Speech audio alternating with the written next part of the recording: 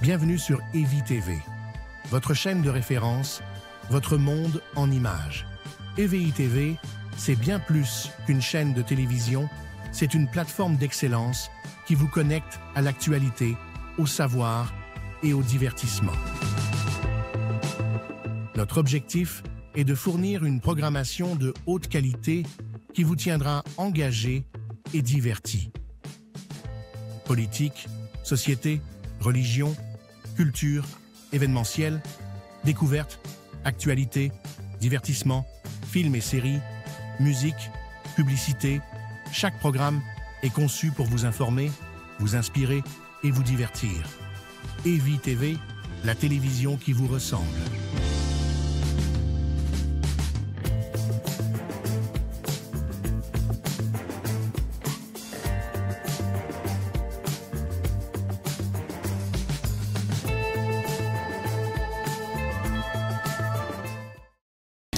Mbote bandeko balandi ya émission Litomba ya Mosala. Émission Litomba ya Mosala esame pepe same na molobelo bozali kolanda na nzela ya bilili na kombo ya Ghislaine Bondo. Totombeli beno boye malamu na kati émission na biso. Na kati émission yambaka bongo bato nyonso tolobela bongo kita ekolo. Misala nyonso biso salaka.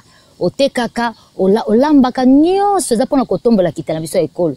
Bongo na cadre ya sanza ya ba mama obiso toyebi 3e mois eli sanza ba mama biso bana misala na bino tokitaki na terrain précisément na commune na Mongafula na quartier Matadi Mayo 2 bongo toyaki bongo na kati ya fondation Ramasojek oyo bango mo ba explication bako lakisa biso nini oyo tolingi toyeba biso na bino kasi bosengeli boyeba ete sanza ba mezali ndingi sanza ba mama ezali 8 mars 8 mars batoyeba 8 mars ali koloba nini 8 mars eli koloba 8 mars 8 mars et août banda 1857 na mboka ya bapa ya États-Unis ezalaki na bana basi ba mama o bande kosala na kati ya usine bande kosala musala makasi koleka même mibali kasi bazali ko réclamer ko futa ya malonga ezalaki mingi te ezalaki moke basala ka ebele mais ko futa moke bongo bamonaki trop c'est trop ba décidaki mokolo moso ba gréver donc basala lisusu te tant ba décider ba gréver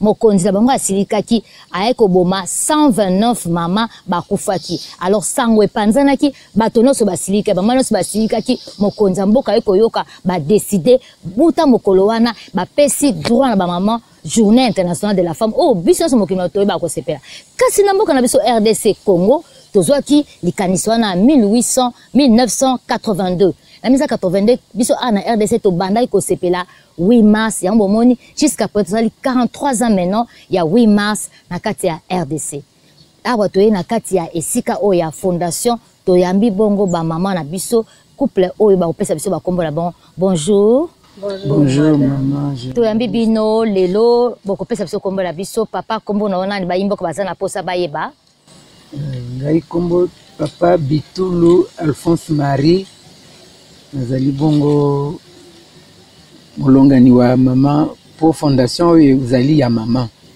yango topesi yango kombo fondation Bitulu Béatrice donc kombo na ngai Bitulu Alphonse Marie. Merci beaucoup bongo mama kombo nani kombo na ngai ya mboka ezali Kaji Mulangu mwa bana tango na bali papa na komi madame Bitulu Béatrice yango na komaka esika nyonso Béatrice Bitulu na bakisi Kaji Mulangu. Merci beaucoup. Si vous avez un couple oyo na kati ya Mongafula plus précisément na kati ya et Plesika Fondation na ba Ramasojek ezali toli koyeba to bandi émission na biso koloba ete papa yebisa biso nanu Ramasojek tozoka Ramasojek ezali koloba nini fondation ezali koloba nini fondation na biso ezali fondation Bitulu Béatrice poye moto fondaki yango makanisi ya kosala fondation ebandaki na constat ya komona ndenge bana bazali kotelenga na moyi bakei classe babengani bango minerval ezali te baboti bazokoka ko encadrer bana te bazotika bana souvent à partir ya 10h 11h okomona bana bazoleka na balabala tout malheureux bamususu bazolela nzala moto akosala bango eloko azali te alors maman azali mulakisi de formation et posa ya kosalisa bana wana ezalaki alors toyoki mokolo mosusu posa wana etindi biso ke to rassembler nano bana tomeka kopesa bango mwa formation en alphabétisation. Ezalaki na vacances ya Pâques lokola kala mingi te tokokota Pâques. Alors tosangisi bana nyonso bazalaki koleka na balabala. Totie bango na ndako na biso. Topesi bango mwa lokasa po batanga. Mwana na moto, mwana apesa oyo akoki kotanga. Bana nyonso bazalaki à peu près 15. Mwana ta moko te a parvenir kotanga. Wow. Bazalaki bana ya première jusqu'à 6e primaire. Tomoni que ça normal te. Après première séance wana to bengani bana bakeina et pas na bango. Le lendemain to bisi bango boya lobby tozo banda classe na vacances ya Pâques. Et bana pe ba répondre lobby wana bana baye to kaboleli bango bakasa to bandi alphabétisation na bana. Après to constater que bazalaki na problème yanzala. Bandi akité, on était obligé de leur acheter un coca, un pain pendant la récréation. Tout ça, il y a 2 semaines de formation. Après 2 semaines, on a bana bakei. Ba parents et belé ba yeko ko sangana na biso balobité papa. Malamu bossa le biso ata école moko awa to banda kotangisa bana po to monique après 2 semaines.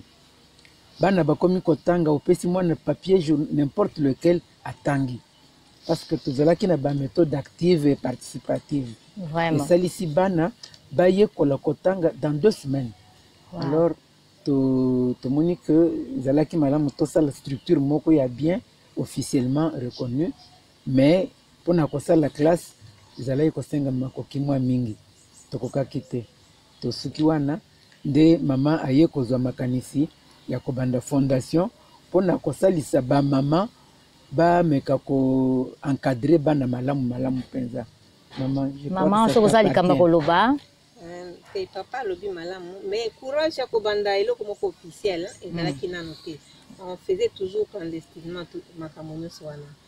Mais période ya corona lokola bato bakangama namoni mama moko azoleka na mwana na ye mwana aza na comprendre na ndenge bakangi biloko nzala ekoti mpe bana bazokoyoka baboti lisusu te mpona nzala. Nayebisi mama moko banda koteka mikate liboso nalobi mama oni ndenge koteka mikate makanisi eyeli ngai to banda kosala ta ntina potopoto topesaka bana oyo baza wana ezalaki kana pendant période ya corona oyo tobanda ofanda bandako wana. Wow. Alors nde mama wana alobi bato ya mokili oyo babangaka ntango mosusu kindoki sokolala potopoto tosomba baloso na basemoule topesaka bango po bakende kolia na bandako. Sikoyo nalobi peut-être minute oyo nakozala na saki ya loso mais ntango ekosila tokosala ndenge nini nde nalobi te mama ndenge wana to intéressé bamama tosala lokola lisanga comme ça bamama toyaka na réunion tozopesaka 1000 francs soki ekoki 20 000 topesi mama moko abanda activité moko comme ça mombongo nazosala ezokotisaka mbongo babénéfice wana tokosombaka sikoyo basaki wana kopesa babola mpenza te me bato oyo bakela ezalaki makanisi kitoko tobandaki à peu près 20 mama ebandi malamu ndenge nzambe mpaka asungaka bamama bamakisami tokomi mama 35. Alors toye kozwa libaku ya koyamba mopaya moko ayaki kotala papa po papa asunga ye mpona kosala mokanda oyo mokanda oyo ya liboso. Alors baye kosala yango na ndako awa na mamashine ya papa. Alors nde ntango azotala amoni ngai nazolona bapondu alobi ozosinteresse mingi na agriculture nalingaka koencourage bato oyo bavalorisaka banzete mpo ngai nakomaka mokanda sur les nzete nous plantons les arbres. Ezalaki mama moko ya mondele s'intéresse akei na ye nabosani te. Je crois 6 mois après namoni atindeli ngai mbongo epa papa atindeli ngai mbongo c'était $1000 nasepelaki nalobi nakanelaki yango te mais lokola naza na makanisi wana yango wana peut-être nzambe atindi boye.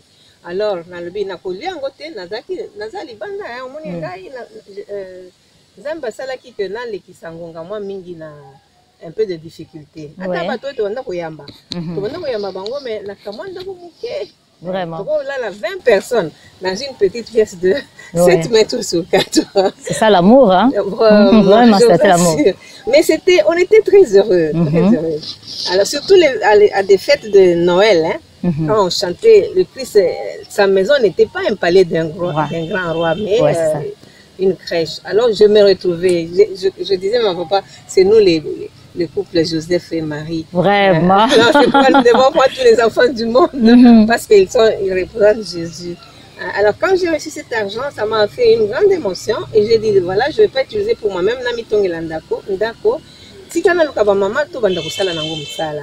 Alors, je vais officialiser mes choses. Alors, c'est comme ça que j'ai pris cet argent. J'ai commencé à faire les démarches pour que nous puissions aller à la commune, être notarié et tout ça. C'est la première année. Ah, maman. Bon, on a vraiment battu dans mon nez, le soir, le bon. On s'en bat à bilamba, on appelle la sanda ba maman. On s'en bat à bilamba, on s'en bat à sou qui n'a pas de tiara na motu. Yo dit qu'on continue à bilanga vraiment. Et là, on est tinda qui est bon. Vraiment, voilà, il faut les alanzana. Ngamen tete, atati le lotan ou tout ça la kana yo kakateza ngaite. Zamba zana projet na ye, yango na pesa nga vision wana. Alors na période wana toyambaki maman Béatrice azape na bilanga, comment elle s'appelle encore?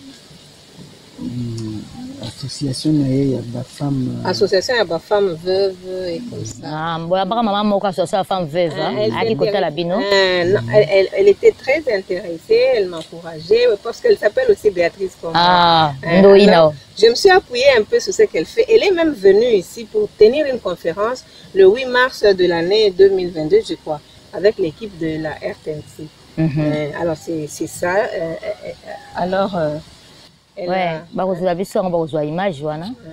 Ah, bozali komona image oyo ba mama banda misala banda kala pour dire que fondation existe kezana mikanda nyonso bazali kolaksa misala basala. Oui maman. Alors c'est comme ça que on s'est dit bon, biso ba maman soki tozo sala moi biloko wana, mais c'est surtout pour soutenir la jeunesse. Base à la ba délinquante. Ba oyo batanga te to former bango, hein, na to fongoli alphabétisation. Papa azalaki na lokola azalaki pe molakisi et informaticien bamosusu bazolanda bacours ya informatique tosengi na kati ya bamama misala oyo bayebi bamosusu bayebi couture bamosusu bayebaki esthétique alors babandi kosala tuma misala mpona kooccuper la jeunesse mais etala kaka ndenge les difficultés ne manquent pas ntango tozokongola bambongo wana topesi mama oyo akesala mosala semaine wana oyo mosusu azongi aye kozongisa te apesi compte na te na nzela kamwa désordre ekotaki na katikati na biso. C'est comme ça que bon totikaki lisusu bamakambo ya cotisation wana tolobi tolukaka mbongo na nzela mosusu bango bozali kolanda tobeli wana tozali koyoka ebandeli to lisolo esika likambo ebandaki likaniso ebandaki na mama pe papa azwi yango basangisi yango tomoni lelo tokomi na fondation monene tozobelaka sanza bamama nde toyebisi bino sanza bamama sanza bamama mama mosala na eza te kaka menshi la motu balobi sanza na motu na yo fo esala tala mama azwaki likanisi papa asungi lelo basali fondation bazali koforme bon objectif na bino ntango bosalaka mosala bosatandaka na nini objectif na bino ya fondation eza nini vraiment papa maman? Voilà, objectif na biso ya liboso ezali ndenge tolobi encadrement ya bajeune tolingi komona lisusu bilenge bazotelengana te na balabala pour te comprendre que ndenge balobaka l'oisiveté est la mère de tous les vices. Ce qui moto azangi eloko ya kosala akomi mitelengana. Alors tomoni que il faut kopesa ba jeune moi musala. Mais mingi ba jeune bakanisaka misala kaka ya bureau te. Tozana ba mama na biso na ba jeune na biso bazo sala bilanga. Bakoti musala ya bilanga ba produire et ce qui moto azana misala ya bilanga heure ya kokende kotelengana ezali te. Ezali kosala que babosana ke sebesenge na efa yekolwa musala moko bo. Voilà. Alors fondation na biso et ezwaki mokano wana ya préoccupation que mwana mobali nyonso mwana mwasi nyonso oyo azali na makasi ayeba quelque chose ya kosala. Vraiment, bande ko bozali koyoka ke fondation Ramasojek oyo bakoyeba ko expliquer biso ni koloba nini. Bazana objectif d'abord principal c'est l'encadrement de la jeunesse. Baboyi muto azala bitelingana. Azala kola so auto bengi na lingala sopeka. Pesanga, kabelanga, sombelanga. Donc ozawana ka ko senga sala keloko moko te. Nzokande fondation ezo sangisa ba bilenge basi pe mibali na mato boko mona to kita place basala ba formation, ba koyesa ba formation nini basalaka na paysage kitoko nde ozali komona grâce à fondation Ramasojek. Papa, maman, na yebiti mutoko biso bo yebisa biso Ramasojek elingi kolobani bayimba kwa zana posa bayeba tozoka kombo na ndeka mindele est-ce que ça biso bayimba batomo do to ndenge ni? Oui, Ramasojek est une abréviation, hein? Il y a Rassemblement des mamans pour la soutenance de la jeunesse congolaise. Alors tous les médicaments na ba jeune ya mikolo te jeunesse yango ebandaka depuis mwana moke yango na to yambaka pe bana ba mama baza na bana oyo baza kokolisa bien te tozwaka en charge les enfants en rupture d'affection. Alors to s'intéressaka mingi na bana baza na bakotelina pe parce que toyebi que ceux qui bana wana baza bien formés depuis bo mwana kokola malamu bakozala des enfants remplis d'amour. Et avec l'amour, ils peuvent faire du bien pour notre pays. Donc, il faut avouer que l'objectif, c'est vraiment soutenir le gouvernement pour le développement du pays en éduquant les enfants. Vraiment. Comme on est des enseignants, hein, nous sentons un devoir. Oui. Même si on n'enseigne plus, on est retraité. Un métier noble, c'est ça, hein? Métier noble, enseignant. Ce qui va t'enseigner ça, c'est tendre aux abouétés. Donc, l'ongo ne l'a pas enseigné na biso parce que bossa la musa moko métier noble. Ata le foot ça mokie, même ikonokoya, mokonzambo ka sala ki biso et ba robongisa salaire na biso ba enseignant, boko se retrouver vraiment. Tout ça ko bakana ka émission la chaîne de tozolo bela émission litomba mo 16 émission na bino bozu na nzela bozo otuna eza nini eza émission litomba mo sala to tombola kita ekolo to tombola ka misala nyonso o papa pe mama azali ko sala na kata mboka na biso tozali ko koneka na kata émission na biso mama ozoli ko lobeta so lisolo difficulté ba ikoyesa biso ba formation ni bopesa kana batu suka na sika pe ya formation est-ce que bopesa bango lokasa moko elakisa ke moto boya sali formation bona suka zui lokasa. Papa, papa, bien. Même en français, vous êtes libre, hein, papa? Oui. Jusqu'à présent, makasa pona kosili sa formation ezali kaka côté informatique na côté alphabétisation. Bande comme sous basali ba formation basilisa te ba katana ou bien bazui directement misala. Ba préféré côté que la biso na ba papier na biso nyonso ba kenda na ba. Oh là là. Alors mais tozali na presque tous les domaines.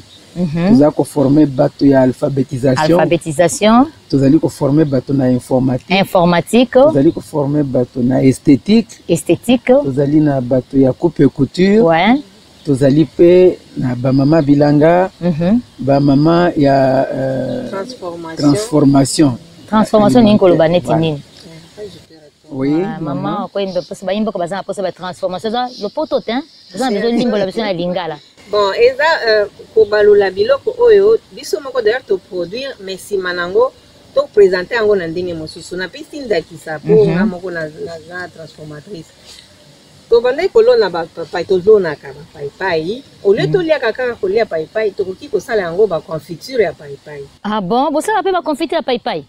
À base que ya pai vous savez confiture. To sali ba confiture, to sala ka ba vin ya feuille d'avocat.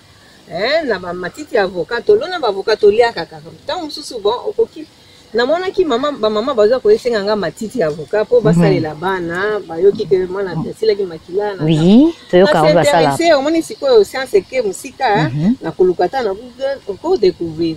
Nenga na zaka chance de assister na formation moko ya ba père combonien je crois na Sina. Pona ba la kisi biso ndenge ko sala vin à base de feuilles d'avocat avec les œufs. En tout cas, to banda ko sala poto pesa bana ba souffrir na anémie. Alors na tikeli wana no bite ndeko tikela kaka pona ko sala bana te. Ko la pe sungaka pe na ko na ba maladie oyo comment ça s'appelle? Hypertension. Alors Faisons comme ça, les grands aussi peuvent boire ce vin. Bavin wana kaka. Bavin. Bavin on bosa à base ya bambuma. Te. Ils ont soigné pe Makasa. à base ya makasa. Ikasa o kaka. Bosa la bavin. Mokolo mosusu mo bosa ve bobenga pe biso to yeba kolakisa na bayimbo ka bayimona pe. Mosala mama na biso bazosala. Ça va toza nango déjà tokolakisa bino na suka mais toza tokolakisa bino mala ya sima ndenge ekomiti wana. Mais sikoyo toza na produit fini déjà biso moko tomelaka pe tofiraka bato na bafete.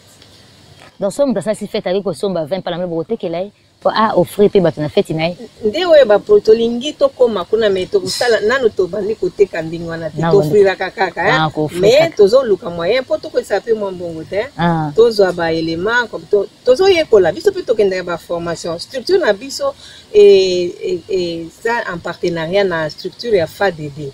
Donc mosusu tokendeki ba formation kuna po to FADD linkoloba nini bayimbo ko bazana posa ba FADD toyebi te. FADD ezali forum de développement, forum des associations pour le développement durable. Forum des associations pour le développement durable. Il y a des forums, il y a des FADD. Et déjà ensemble, il y a des structures. Tout ça, à peu près plus de 50 structures. Ah bon? Mais nous avons un présidente Maman Mireille, Aza na commune, tout ça na bureau na commune na Mongafula. Alors, token ebe ba formation, pour to ye bandenge ya ko concrétiser ba makanisi to za. Alors to na ndenge ya ko sala pe ba projet dernièrement to za ki formation ndenge ya ko élaborer projet. Ezalaki na structure moko ya PACOF bauti na France. Baye ko sala formation wana awa na mboka na biso. Ba pointaki FADD to zwaki pe ba formation kuna to zipe ba brevet. Donc tu peux sa formation biso pe to zwaki la formation. Donc bozo bobaksa sou mayele. Ba bi kotanga esi la raté. Et baksa ka mayele. Merci maman journaliste. Dengen tolobaki ne bandeli ke ezali fondation philanthropique. Donc ceci na biso ya liboso ezali kosalisa bato balungwa na sika ya mabe bazalaki bakola kasi lokola esengaka mwa déplacement mwani po ba formateur na biso mususu bautaka libanda baye kosalisa biso yango tosengaka ba formation na biso ezali na 1000 francs. 1000 francs quand il y a 500 francs, 500 ça fait 1000 francs. Na 1000 francs au kozwa formation na yo pendant à peu près une semaine. Ce qui aussi ici au moni ekokite au bakisi 1000 francs. Donc formation mobimba ekozwa yo à peu près 5000 francs. Pendant combien de temps? Tout ça là effort poto le qui c'est 2 mois té. Donc il faut que dans 2 mois moto asilisa koyekola eloko ya zali koyekola. Alors tozali na formation mususu ezali ba activité pratique.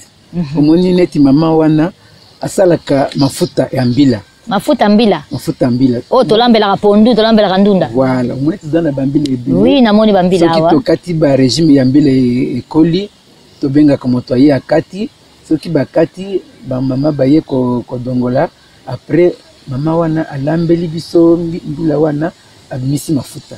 Wana bozana na machine ya transformation ya huile ngoto. Nde tozoluka. Tozana na projet na biso ezali que tozwa pe machine ya ko transformer mini wana. Metisi kawa mama asalaka na maboko.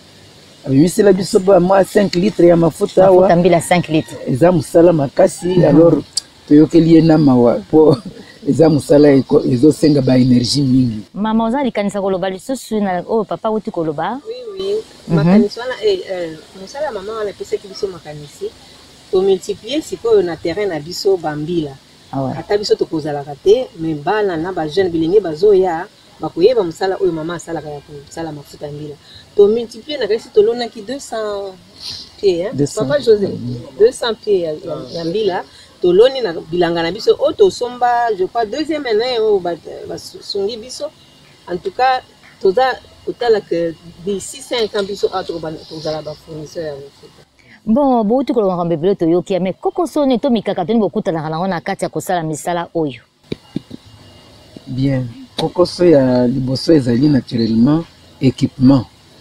Équipement na biso to perdre première série à équipement na incendie moko esalemaka wana butu et pas na bino awa na kata fondation na lopango courant ezalaki mabe esali court-circuit ezikisi ndako to perdre à peu près 20 ordinateurs Wow, c'est na beaucoup. une quinzaine de machines à coudre. Donc atelier nyonso bebaki on a été obligé to bandela malembe koluka ba équipement. Donc kokoso ya liboso yango wana nous n'avons pas assez d'équipement. Kokoso ya mibale ezali pe formation wana tozo pesa bato mususu bazali na posa ya koya mais 1000 francs wana tomona kaka ezali muke yaka pasi pona bango. Okomona moto aye première semaine asilisi deuxième semaine aye ko senga bina lobi papa na oko kalisusu te. Kana 1000 francs. Kaka na 1000 francs wana. Vous êtes obligé de payer formation à Kendenaye. Mais pour ne pas faire chômer le maître, pour mettre na biso mususu alphabétisation ba utakanjili. Njili tia ala monga fula. Tia wana monga fula. Ce qui baye ko selisa biso, vous êtes obligé de le faire. Transport ko le pelo kolia. Na eloko kolia. Donc subside ata moko te tozwa et pas ya l'état. Banda bo bandi makambo na bino ça déjà mama lingo bakisa likambo okoko loba.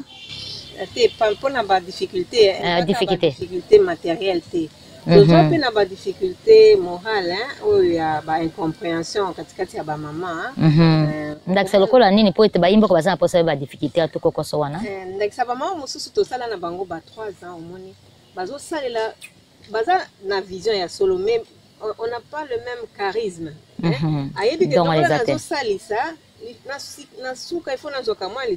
oui, c'est ça. Alors, si vous travaillez 2 ans, 3 ans, vous gagnez rien. Côté, ils ont incompréhension. Découragement, voilà. Toyoki ONG mususu kuna bazo futa bato ba $150 mbiso toyaka kakoya. Bon, alors maintenant tolobi non, il faut musala nyonso futa makana ndenge na ndenge. Ezaka mbongo boye.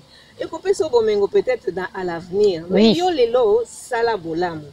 C'est un peu la difficulté, la compréhension, et puis niveau il y a compréhension, les aliments.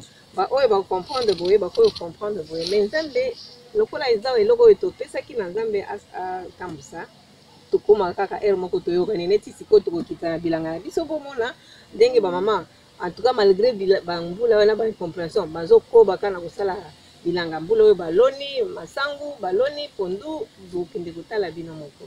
Ouais, toko kita kona zokende otala toza ko baka zokende malembe vert to koma na suka émission na biso papa olobeli biso ma bebela bozana ba document boyisi biso ba document na ezali mais bokosenga ni poto ka l'état pe alandela ka makambo nyonso tant bozana boye est-ce que bozana mikanda esenga kabino nini pona boko bosala musala malamu vraiment toyoka ka l'état tango ayaka atuna ka boye bona suka na bino bosala kanini. Bien eloko mususu ya suka penza ya makasi ezo bloquer biso ezali personnalité juridique. To suka kaka na attestation F92 to koma na komisa attestation na journal officiel te po basenga ki biso mwa mbongo ebele. Alors que tozali kozwa yango te. Na bozongo te. Tozali kozwa yango te. Mususu ezali pe forage tozali na yango ezo sala na électricité. Ezo matisa consommation ya courant makasi na ndako.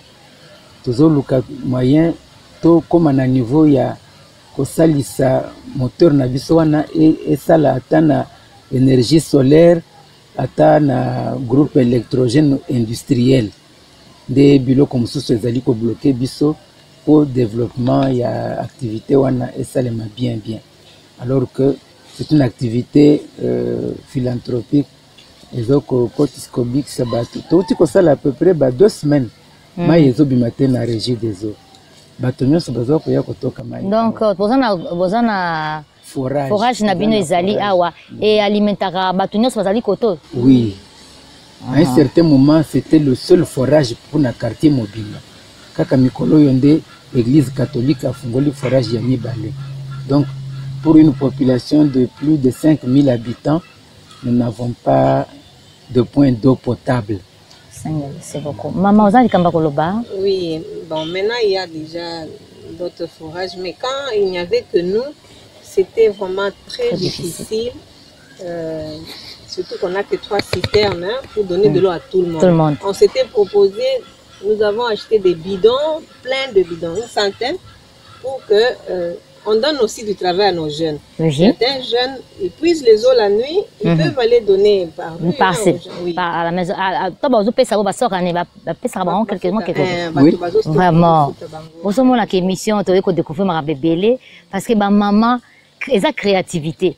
Bazan la forage on a katikaka awa na kata fondation basoma plus de 100 bidons batiaka ba mai bongo ba jeune mibali ole ba yenga na nzela basala ka musala ko toka ba mema bidon que no tika banda ba pesi pour moi meya yo vando se dépenser bon rebe na bilamba na nyonso ya ka place ko boka mbongo na ya ko tika mbongo na opito izali awa sunga ba papa maman tout que vers la fin pour lobi ki to kita susu kuna tomona message nini okotala ngati metala caméra ozo adresser na mokonzi mboka président Nabiso tozali na posa tosalisa population pona kosalisa yo po musala na biso tozo kosala bato nyonso baza ko reconnaître que ezali musala ya l'état ndi asengelaki kokabola mai par exemple ko encadrer ba jeune mais biso toza conscient que l'état akokoka te ye moko toye kotia ye maboko alors pona bongo tokosenga na l'état a facilité biso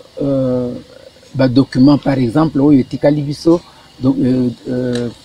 nini personnalité juridique batiela biso ata na talo moko ya bien oyo tokoki kokamisa makanisi tokoka ya mibale soki l'état akoki mpe kokanisela biso na ba subside pour encadrement ya ba jeune eza kosenga parfois même les habits, on est parfois obligé de donner même un pantalon à quelqu'un.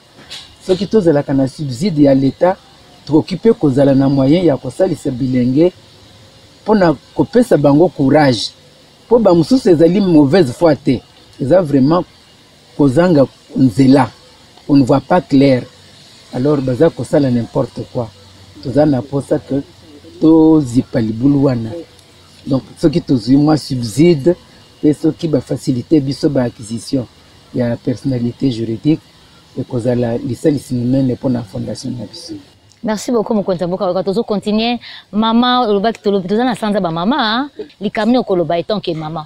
Pour la thème, vous avez perception en boula. Pour la thème, vous avez perception en boula. Nous avons remercié d'abord Binon Dengue-Boye pour se renseigner dans la source. Mais na kopé sa remerciement mingi lisusu na commission na biso ya justice et paix ya paroisse na biso Marie Immaculée Conception pour esunga biso pour etikela biso nzela to contacter ba jeune to salisa ba conférence na paroisse na biso sur le droit de la femme. Alors na kanisi kutu tozolenga lisusu réunion mosusu liboso awa oyo tokoyebisa gouvernement que azali et mon côté biso fondation toza simanaye pona ko sunga kotia loboko pona développement ya mboka na biso. Alors je pense que na suka na kosenga nde to multiplier ce genre d'enseignement autolobaka renforcement des capacités. Ouais, c'est ça. Renforcement des capacités au Batoubaza Nangote. Mon peuple meurt par ignorance. Biso nzamba pesi biso chance ya koyeba. Lokola totanga tokoki kotanga pe makambo ebele mais ndenge nini ya ko restituer. C'est ça. Voilà.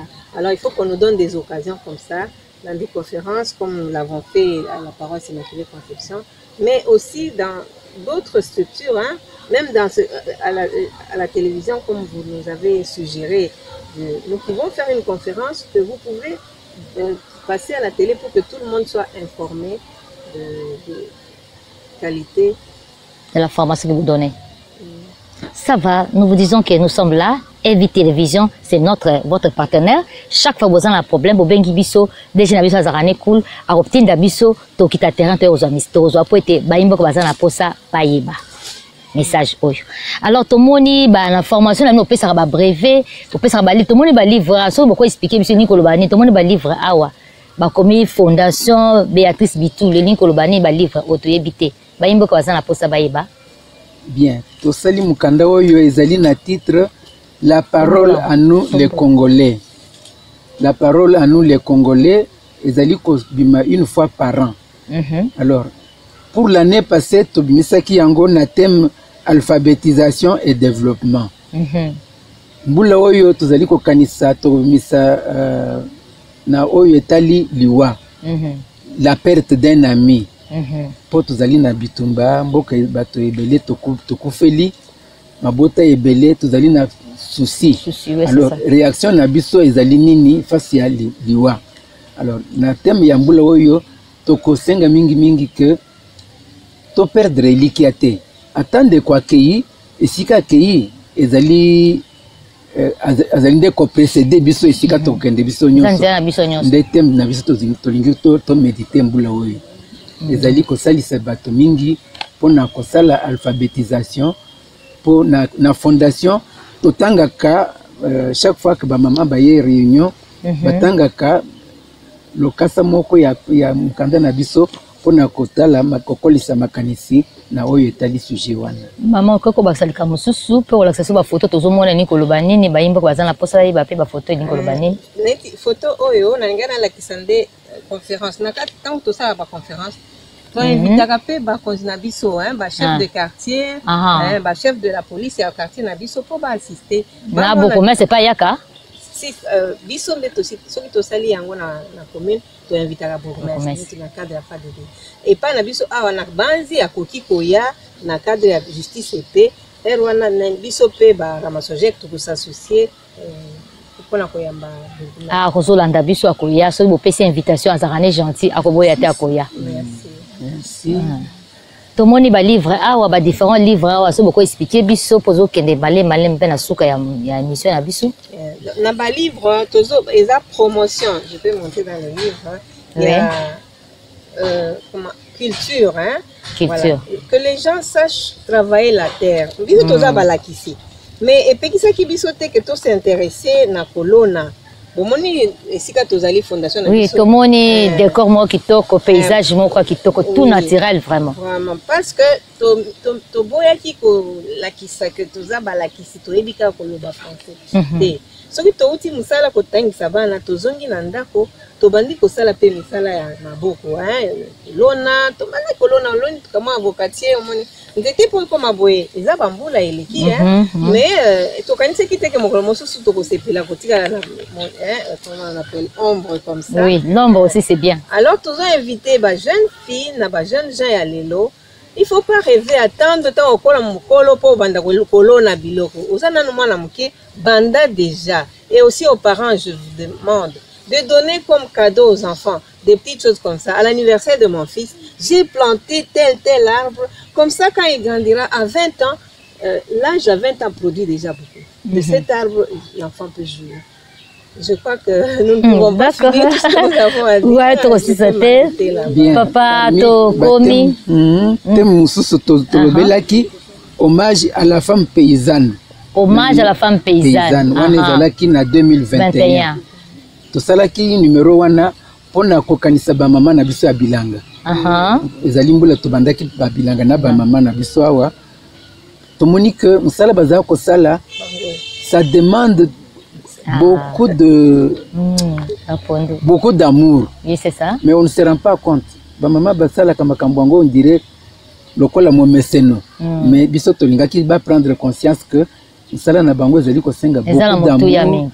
Et mutuye wana ezali ko utana bolingo ya bato bakoli ya biloko bokolona. Baki thème na biso ya revue cette année ezali la perte d'un ami.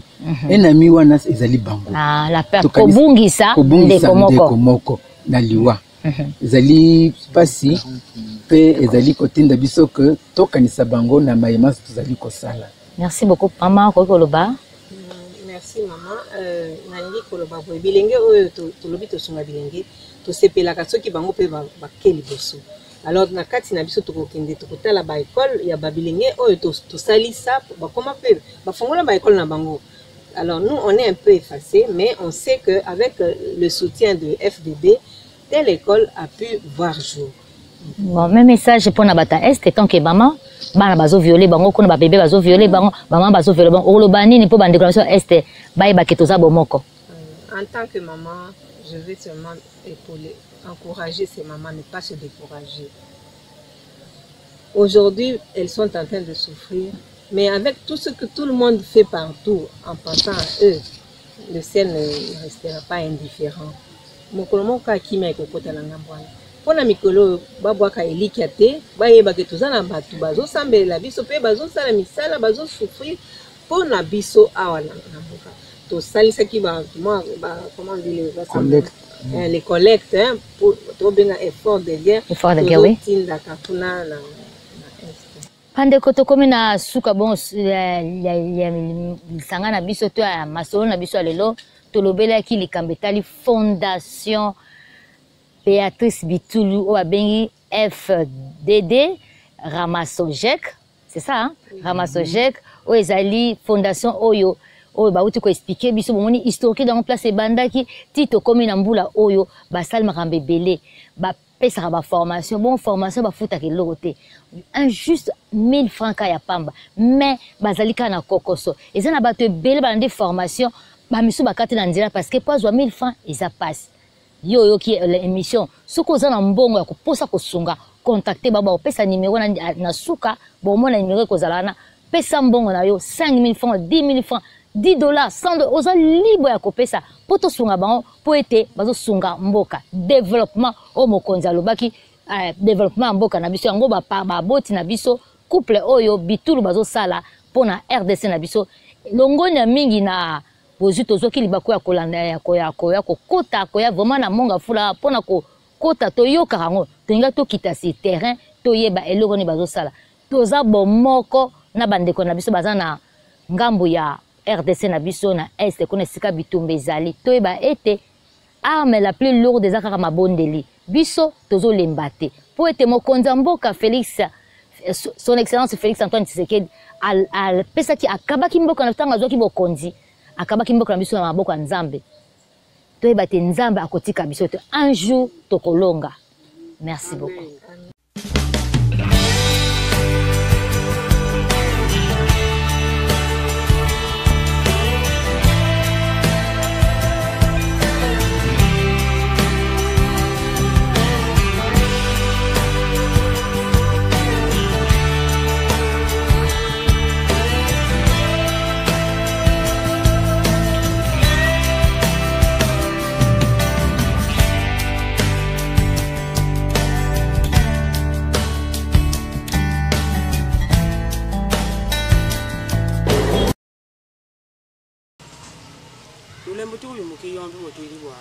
Sangue de tudo um mão na diária de Ramasojek.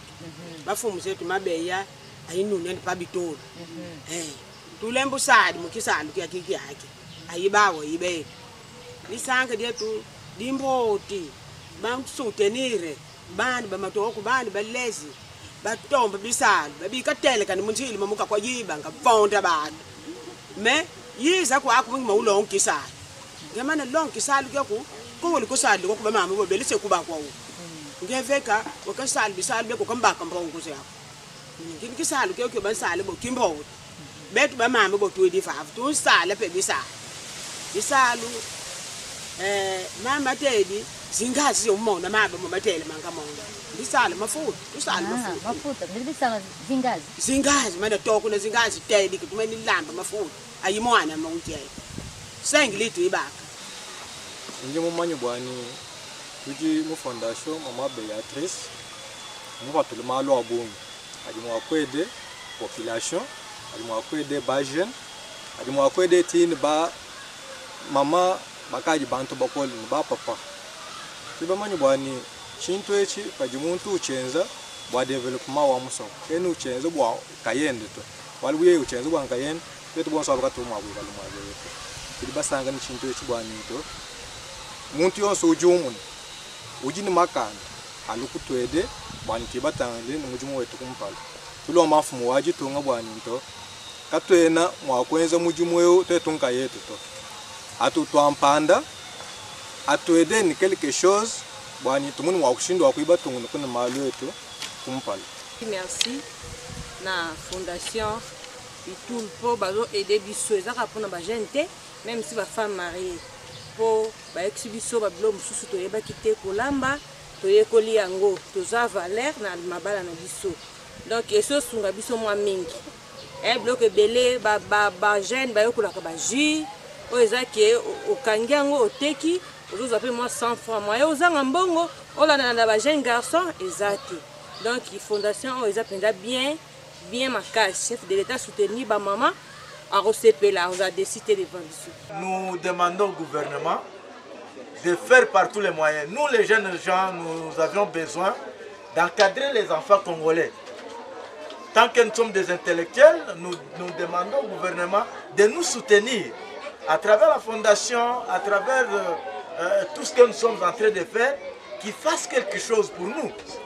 Nous demandons les numéros matricules. Les enseignants ne sont pas payés.